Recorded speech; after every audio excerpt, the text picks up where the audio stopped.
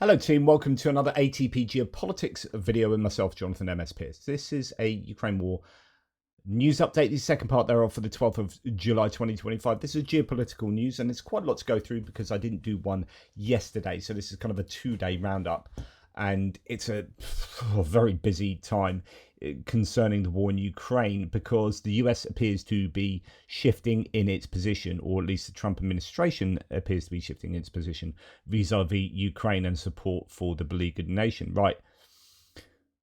We're going to start with the US and this shift. First of all, going to yet another example of Donald Trump standing by a very noisy engine and deciding that's a place he wants to be interviewed. Very short statement here. Russian drones hit a maternity hospital in Ukraine overnight. I know. You'll be seeing things happening. Really simple interjection here, but he seems to say, I know. So the question is, Mr. President, Russian drones hit a maternity hospital in Ukraine overnight. This is 2 nights ago. Your reaction, he interrupts, says, I know. You'll see things happening. And just from an intuitive point of view, that sounds like good news that actually he's got to a point where he's going to support Ukraine. That's how some people are reading it. It's really fascinating reading Megan Mobs. Who's Megan Mobs? Megan Mobs is it the daughter of the special envoy or granddaughter of the special envoy, Keith Kellogg? And she is in Ukraine, very pro-Ukraine, but comes at things from not like an anti-Republican point of view, but from someone who's experiencing the horrors of the war in Ukraine firsthand. And she says things that therefore carry quite a bit of weight, but she's also coming from her position of who she is, related to Keith Kellogg, and when she says things that are somewhat critical, you know, they find their mark a little bit, but she's careful in the way she says things and is still clearly, I think, pro-Republican.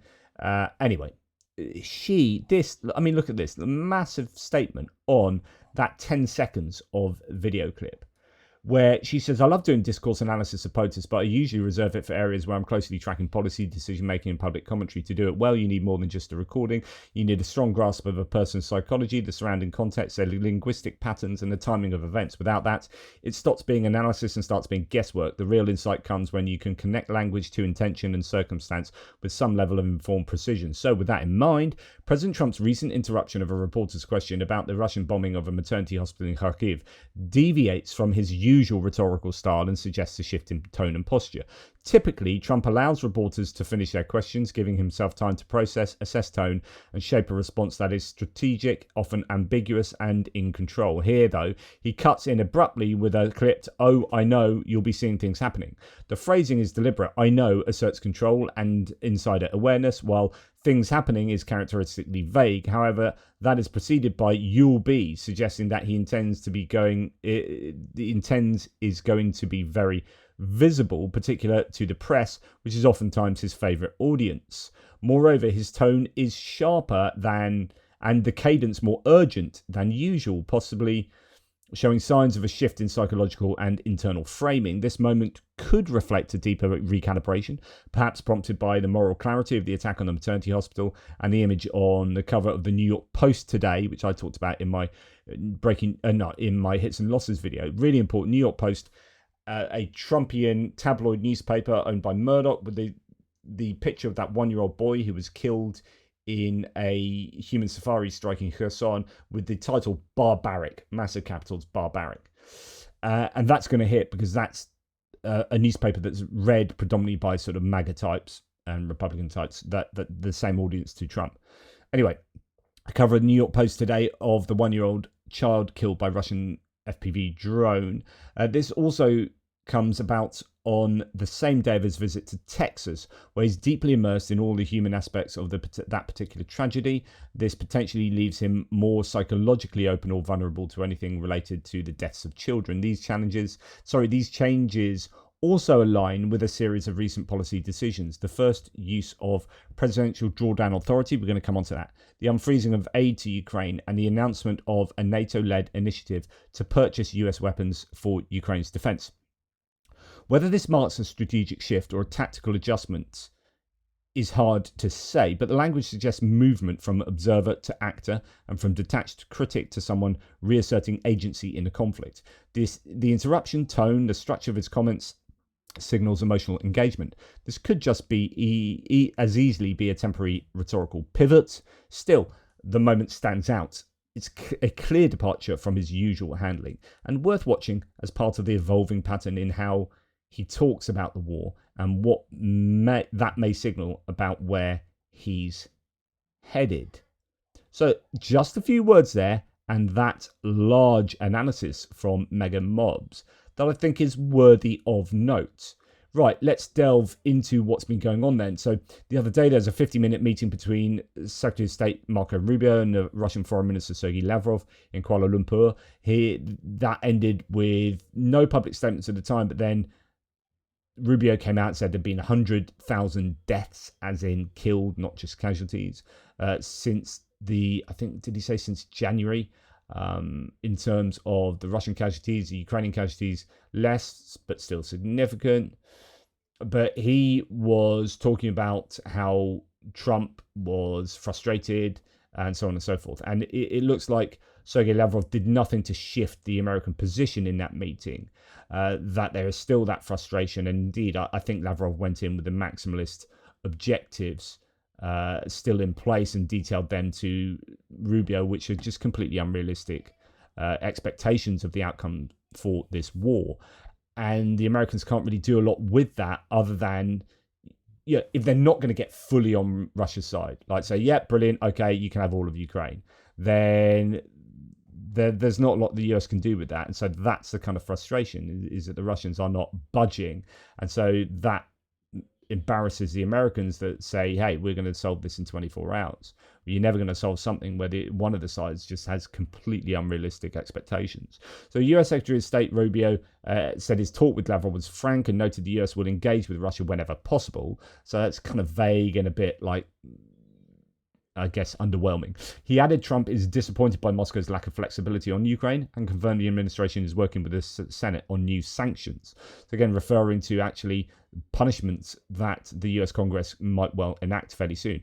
Then Lavrov, and this is significant, got on a plane and went to North Korea, where he's now hobnobbing with Kim Jong-un. He claims it was an initiative of North Korea to provide military assistance in the liberation of the Kursk region. And he is being welcomed in North Korea.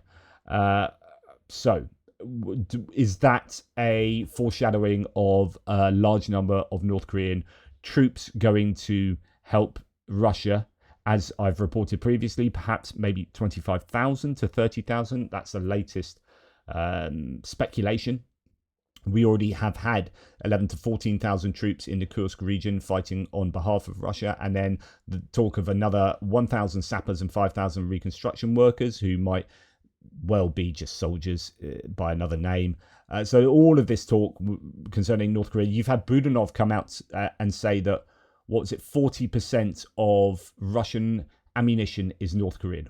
40% of Russian ammunition, which I find interesting because NATO Secretary General Mark Rutte the other day said that still, he keeps saying this, that the Russians are massively outproducing NATO in terms of artillery ammunition. And I'm not sure that's true. I don't have a problem with him saying that because it scares everyone into doing something more overtly in terms of preparation for their own armed services and also to help Ukraine. But the reality is, I think the Russians are not producing as much as he's claiming, and NATO are producing more in comparison. And when Budanov comes out and says Russia's actually using 40% of their ammunition is North Korean, it shows that the Russians probably are struggling. Now, US Congress is ready to move forward on the Russia sanctions bill, but Trump wants changes in it, Politico reports. Senate Republicans are committed to working with the House and White House to get this legislation through Congress and onto the president's desk, according to Majority Leader John Thune. We've also had Mike Johnson seemingly very pro the bill, or at least somewhat pro the bill, which is not surprising. Mike Johnson, as I've said before, is actually quite anti-Russian, but while he has that, I think, not just intuition, but probably long-held position, kind of like classic Republican position, he's had to, I think, either tone that down or find himself compromised by wanting to do exactly what Trump dictates. And that's why we saw 7 months of no aid to Ukraine during the Biden administration, because he was a majority speaker, and so he got to control what bills were brought to the floor. And he stopped that bill for sort of 6-7 months on behest of Donald Trump. And so what you're probably hearing from Mike Johnson here is what he truly believes, which is that, he's open to Russian sanctions bill. He probably actually wants that. Putin has shown no willingness to be reasonable or to seriously discuss a peaceful resolution, said Mike Johnson. I believe we need to send him a message. That's my view. And the addition, like with mega mobs, concentrating on little phrases that people say in the way they say it, I'm very much like that myself. So when he says, that's my view, that is a way of saying, that's what I genuinely believe, irrespective of what Trump tells me to do. That's my view. If he hadn't added that, then this just becomes a statement that could be coming from anywhere, right? That could be a regurgitation of something that he's been told to say or regurgitation of opinion by Trump, for example. But when he says Putin's shown no willingness to do peace, we need to send him a message, that's my view. To add that's my view means this is truly coming from him. And that's what he genuinely believes. I really do think that, and that fits in with what I've just said about Mike Johnson. I think what we've seen over time. Now, Senate Majority Leader John Thune, who's another one who's vaguely sensible. No, Mike Johnson isn't vaguely sensible. He's a Christian nationalist who advocates all sorts of crazy stuff. But on Russia, he's somewhat sensible if he was allowed to, follow his conscience. Senate Majority Leader John Thune is not like a wingnut MAGA. He said that the Senate could vote this month on the Russian sanctions bill aimed at curbing Moscow's energy sector. Thune noted significant progress and said the bill could be brought up for debate as early as this term. So it's not going to be quick. That's the issue here. They're going to have to tinker around with it. Then it goes up to a vote, and then it has to go to the House of Representatives as well. And then they might change it, and then it had to come back to the Senate if it's significantly changed, etc., etc. So, hope, fingers crossed that it will happen, but it's not going to be super soon. So let's have a look at how the US has changed then, in terms of their positioning, and let's look at whether this is rhetoric or whether there are tangible changes. One tangible change is that aid shipments have been restored, according to Zelensky. So ridiculously, Elbridge Colby and Pete Hegseth stopped some aid to Ukraine unilaterally, as in without recourse to what the White House wanted. US military aid shipments to Ukraine have been restored amid a previous pause in weapons delivery, according to Zelensky on the 11th. Then we've heard, so that is tangible, but then that was nothing new. That was just restoring what was already in place. In fact, it might be restoring less than what was already in place as well. So we heard that 10 Patriot interceptors will go as opposed to the original 30. Okay, is that a real change of position? Not really, although some might see it as that, but it's not really. Trump is considering a new package of US military aid for Ukraine worth hundreds of millions of dollars, which could be the administration's first aid to Kyiv. Now, this is a change. The Trump administration, if it happens, so this is speculation about what is going to be announced on Monday, and Trump has said there's going to be announcements on Monday. It could just be an extra package. It could be even more than that. It could be some big thing he's going to say. It could be just a real change of kind of abstract political positioning, rather than we're going to do this, we're going to do that. It could be like, Russia suck, and I'm on Ukraine's side. That kind of thing. I doubt it. But there could be something that indicates that from a big rhetorical outburst. Who knows? He might be really frustrated with Putin. The proposed aid in this case involves using funds from the already appropriated $3.8 billion approved under Biden. So this would be a change in position of the Trump administration vis-a-vis aid to Ukraine, but it's not anything new in terms of extra appropriated funding. I mean, this is good news. There's $3.86 billion left of equipment that can be sent from US stocks to Ukraine. But anyway, that could be very useful. Now, the US Senate panel, so this isn't the Senate itself, but this is the Armed Services Committee, 27-member panel, has voted 26-1 for $500 million of Ukraine aid. So this is different to what you just heard in terms of presidential drawdown.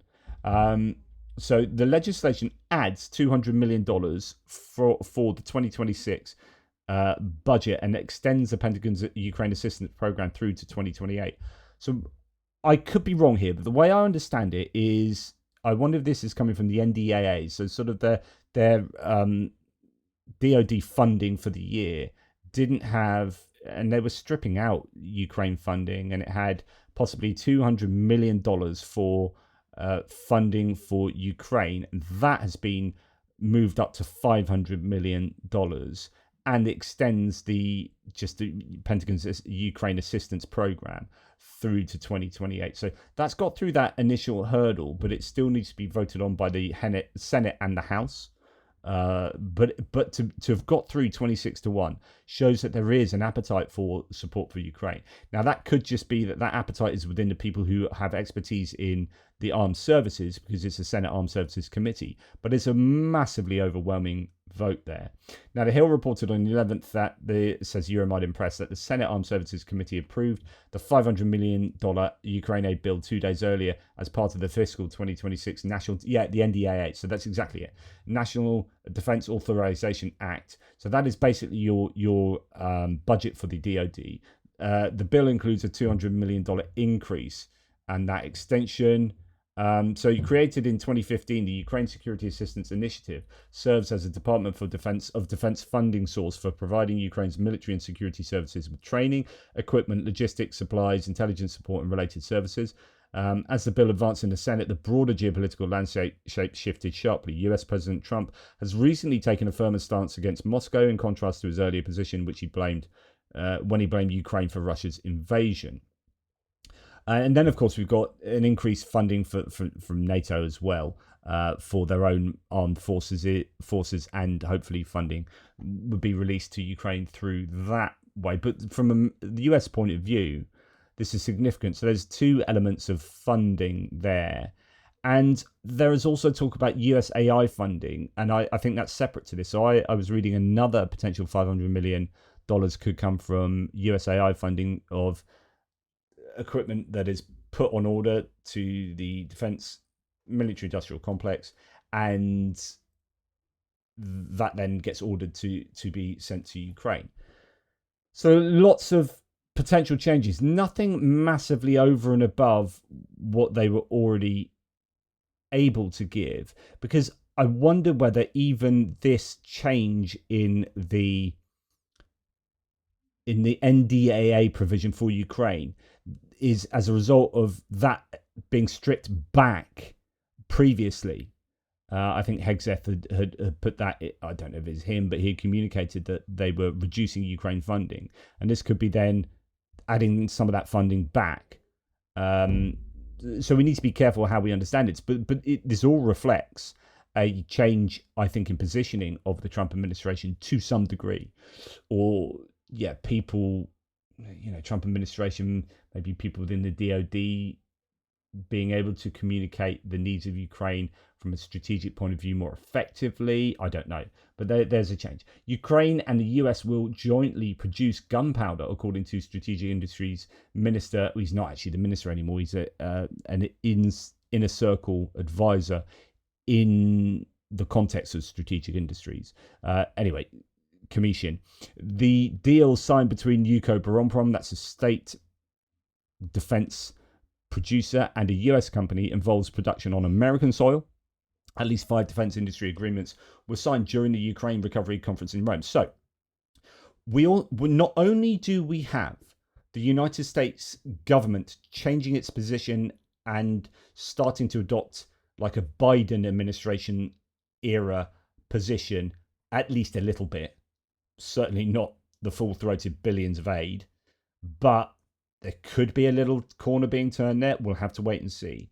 We also have the US military industrial complex working more closely with the Ukrainians. So it's not just with the state producer Ukroboronprom here, but we also hear that a venture capitalist firm has invested something like $3.73 million, something like that, in a UGV Tencor UGV company in Ukraine, which is the first time that has happened. So it could be that one of the ways into getting Trump on side with Ukraine is to present the economic argument. It's sad that it has to be, let's have weapons producers make lots of money, and well, hey, everyone loves the military industrial complex. But in this case, that might be the route into helping to change Trump's mind here.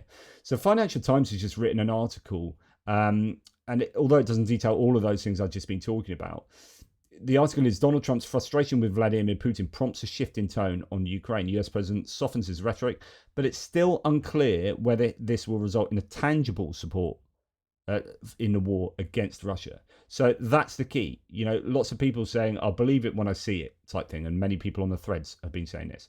So it details what the run up to now has been, including February and the ambush in the Oval Office. But since then, Trump has become increasingly unhappy with Russia's intransigence in talks over a possible ceasefire that would pave a way for longer term settlement. A primary foreign policy goal for the US president.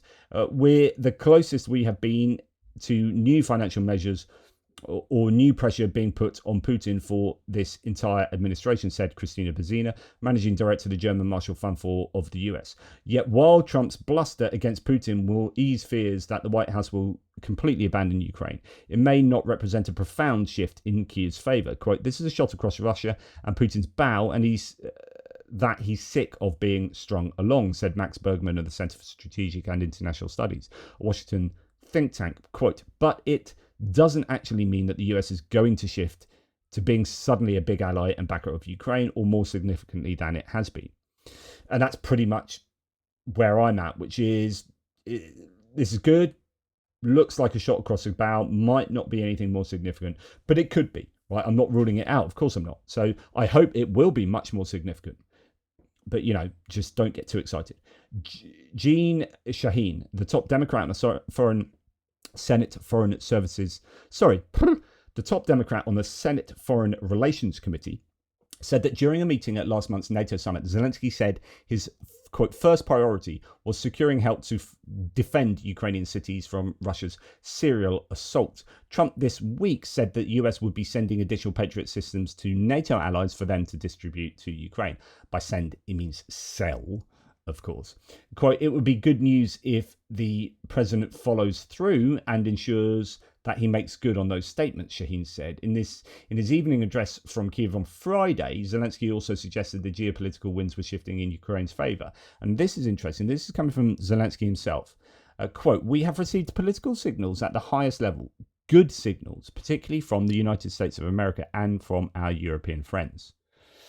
He added that Kiev would next week be discussing military cooperation with Trump's Ukraine envoy, Keith Kellogg, and expected strong steps on sanctions as well. Okay, and then we're going to join it later. They added that while Patriots were critical to Ukraine's ability to better defend its troops and its cities, they would not change its ability to strike back against Russia, nor shift the overall dynamic of the war. Quote, there's a little bit of overexcitement based on a shift in tone, said one of the officials, but we're not seeing that translate into major actions. And this is worth remembering as well. So even if the US goes really hard on providing Ukraine with Patriot air defense systems and interceptors, and by provide I mean either aid and or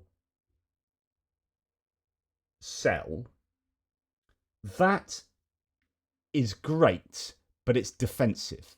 It doesn't really help Ukraine massively in any kind of offensive ways, and that's not going to massively change the dynamic of the war. It would, in fact, it would help sort of prolong it more, but it would help prolong it through having Ukraine defend its civilians and military-industrial complex, etc., etc. So we need to be aware of that. Rachel Rizzo, a senior fellow at the Atlantic Council's Europe Centre, said, quote, "I would say Trump's announcement is probably more a factor of his frustration with Putin rather than his affection for Zelensky or his support for Ukraine." Yes, Trump is retributive. He hates it when people embarrass him and he becomes very retributive. You look at what he's trying to do with the Department of Justice in exacting revenge on all the people who had done X, Y, and Z during the Biden administration.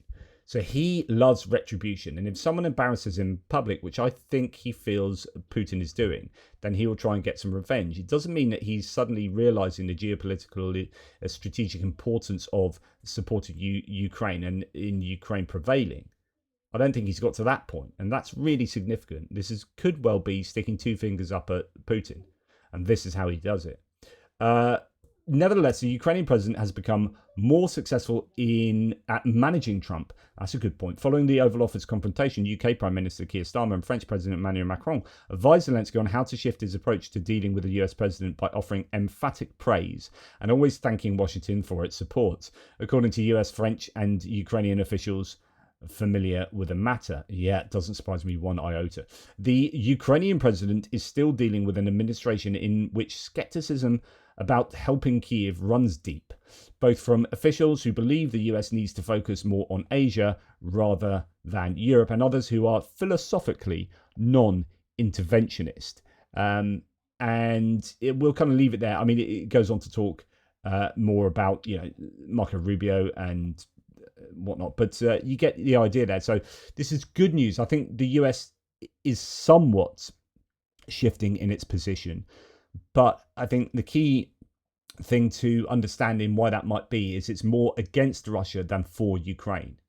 And so it depends maybe what Putin does in response and whether he starts again massaging Trump's ego enough to get Trump to go, "Oh, no, okay, I like you actually," or whether Trump realizes that Putin's been doing that for 3.5 years anyway, whether Trump was in charge or not, and at some point you get to a realization that he's taking a piss, that Putin is just stroking my ego to try and manipulate me to do what he wants.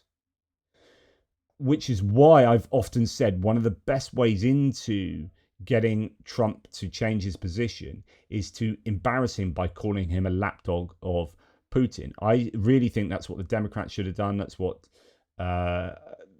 that's what journalists should have done and reporters in asking him questions. Things like, the world perceives you as being the puppet to the puppet master of Vladimir Putin. What would you say to that, Trump? You don't say, you don't accuse him. I'm not saying that you are, but other countries and other people are saying that you are just the plaything of Vladimir Putin. How do you feel about that? And then he goes, "No, I'm not," and then goes against Putin to show that, to prove that he's not a lapdog of a foreign dictator. And he could have reached that position just kind of organically. Now, I'm just going to throw this in because I think it's important because of the nature of the people that are leaving here potentially. So we've got a situation where I think the American nation, government, administration, civil service is in utter chaos and disarray. And here we have the State Department. So this is Marco Rubio's State Department. And just listen to the amount of people here. These are people guaranteed that are, to a man and woman, absolutely disgusted by the way that the present administration has just torched the civil service. So these are dismissed US State Department employees leaving their workplaces to the sound of applause. Outside the building, people greeted them with signs reading, "Thank you, American diplomats, and we all deserve better." On July the 11th, the State Department fired 1,107 civil service employees and 246 diplomats, nearly all of them working with refugees, including the resettlement of Afghans, for example. According to CBS News, total layoffs may reach nearly 3,000 people.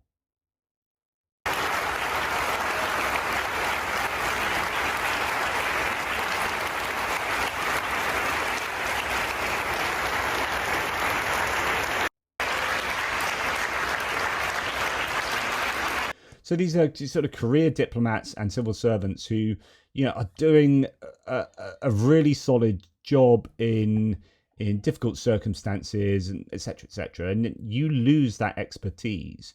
It's like gutting the US of Voice of America and Radio Free Europe and Radio Free Liberty and Radio Free Asia and USAID funding and this and that, Doge coming in. I don't know how reversible any of these changes are, but you are just getting rid of expertise and knowledge. National Weather Service, the NOAA, and you're not replacing it. And then crap happens. It's like they got rid of the Voice of America Farsi units, so who speak Farsi, and then they dropped bombs on Iran, and then they had to quickly re-employ all the Farsi people, and I think they subsequently sacked them all again. It's just like chaos. You're sacking people that you need because you don't realize that you need them, because you don't know what you're doing, because you're sacking people irrespective of whether it's strategically a good decision. It just looks good on paper, and Doge and Doge and Doge, and this puts the US in a weak position, I think, in a weaker position, especially when, the soft power around the world is just being so fundamentally eroded. So Susan Rice, who's a former UN ambassador, US UN ambassador and national security advisor, says this is literally superpower suicide. These are some of the most talented public servants doing critical work. Champagne corks are popping in Beijing and Moscow after they already emptied the wine cellars celebrating the end of USAID. Just time and time again, the US is handing the keys of power to Russia and China. It's like, okay, this soft power and this hard power that we have around the world, we're going to pull troops out of Europe. We're going to pull troops away from here. We're going to stop being involved there. We're going to get rid of all our soft power around the world in all these different contexts. And Beijing and Moscow are freaking partying. And just another example here of just the incompetence, I think, that's on show. Justin Wolford's here says, that sinking feeling when you accidentally send a tariff letter addressed to the leader of a ruling military junta that the United States refuses to recognize or otherwise engage with. So there have been all these letters that have been sent, such as this. So these letters of tariffs that have been sent to Brazil, Philippines, Brunei, Moldova, Algeria, Libya, Iraq, South Korea, Japan, all of the, whether they are kind of adversarial countries or allied countries, they're whacking on these massive tariffs. In fact, South Korea has a free trade agreement with the United States, and they've whacked 25% tariffs on them. It's just ridiculous. Brazil 50%, and Brazil have a trade surplus with the United States. They buy more from the US than the US buys from Brazil, and still they're punished with a massive tariff here. And they sent a tariff letter to Myanmar, which they don't recognize the military junta there as being in charge, but they're so freaking incompetent that they sent a letter there. And there are now articles saying the shunned Myanmar leader is thrilled at US contact after the Trump tariff letter. He's like, yeah, they're talking to us. This is amazing. And I don't know that they really meant to. They probably, the left hand doesn't know what the right hand's doing. It's like, yeah, send these letters. Myanmar, yeah, let's whack a tariff on them. So a 40% tariff on Myanmar. We don't even recognize them. We're going to send them a letter anyway. And then the military junta's like, yeah, now we've been formally recognized there. This is cool. Let's be... anyway, it's just the whole thing's a hot mess. But the end result is that while the US, I think, is possibly changing somewhat its position on Ukraine, it's also representative of chaos. right? They should have come in with a clear understanding of the war in Ukraine. They didn't. Trump said he was going to solve it in 24 hours, and he genuinely bloody thought so, right? Don't give me any sarcasm, bombastic rhetoric. He thought he could solve it. He told you how he's going to do it. He's going to get them together, threaten them with this, threaten them with that. Bish, bash, boss, 24 hours is going to be done. He said that at least 23 times. He said it very seriously. He was not being sarcastic. Go and look at when he said it, how he said it, and what he said about it. Then he admitted that it was much more difficult than he thought, and now we're 6 months plus into this, and it is still a big hot mess, and so is his own geopolitical strategizing is a big hot mess. So he flips from one thing to the other. He's called Taco Trump for a reason, because he always chickens out with whatever it might be. Epstein files. We're gonna throw them to the public. Yes, we're going to do that. No, we're not. They don't exist. Then it's, tariffs. We're going to put tariffs on. We're taking them off. Putting them on, taking them off. Putting them on, taking them off. I'm getting threats from here. I'm getting lobbied from there. Put them on, take them off. Put them on, take them off. It's just chaos, chaos, chaos. Then it's like, we're going to sack everyone. We're going to doge everyone and sack them. Oh, we're going to re-employ some of them because actually we sacked people we really need because we didn't know what we're doing. Oh, we're not going to give any aid to Ukraine. We're not going to give any aid to Ukraine. He's a dictator. Zelensky's a dictator. What a bastard. Oh, Putin's a numpty and he's not going to do anything that we ask him to do. Okay, we're going to be nice to Ukraine and put some aid back on Ukraine. This is just symptomatic of the complete chaos of the Trump administration and the complete incompetence. So on the one hand, this is really good news. Let's have them moving in the right direction. But it is also reflective of a complete lack of understanding of the war in Ukraine and the geopolitical landscape of the world. I think some of the people around Trump and Trump himself are just like, they live in la la land, and they have an ideological agenda that is Project 2025 and Heritage Foundation, Project 2025 and Heritage Foundation, and that is, I think, an unrealistic ideology, and it's an agenda based on, I think, faulty assumptions about how the world works, because they're coming from this kind of like fringe position, isolationist position. But when you understand that globalism exists because it's beneficial for everyone involved, as you work cooperatively and trade with each other. If you want to go down this isolationist route, then you're just going to screw yourself over, and no one's going to buy stuff off you, and you'll become a pariah nation. And I think they're kind of starting to understand that maybe it's not a good idea, but then maybe they aren't, because they're still trying to whack massive tariffs on everyone. And again, like the fact that I'm flip-flopping myself, it's just within a paragraph, shows you that I can't get a grasp on their position, because it's freaking chaotic. So I think this is good news, and hopefully the trajectory will remain that the US is going to be more and more supportive of Ukraine. But when we look at any other department and domain in the US government, they flip-flopped all over the shop 20 times already. And that could be what's going on with Ukraine. And so I think the US government is only as good as its last statement. It's only as good as its last 10 minutes, because it could change. So fingers crossed. Let's hope that this continues in terms of aid for Ukraine. But remember that there are all sorts of caveats that need to be applied. I've just seen one of my boys look through the window just there with my ATP Geopolitics cap on. He's like, yeah, I've got a lot of time for that. I'm not going to do the rest of my video because it's going to be way too long. This is already way too long. This is just on the US, and I've got all the rest of the geopolitics to go. But anyway, hopefully that was interesting enough for you. Let me know your thoughts on America's positioning. It's so super important. They are the major key to support for Ukraine, and we all need the US on side. They are that important. Let's hope that Donald Trump comes to a realization, because it is better late than never. It has to be said. Take care, and I'll speak to you soon.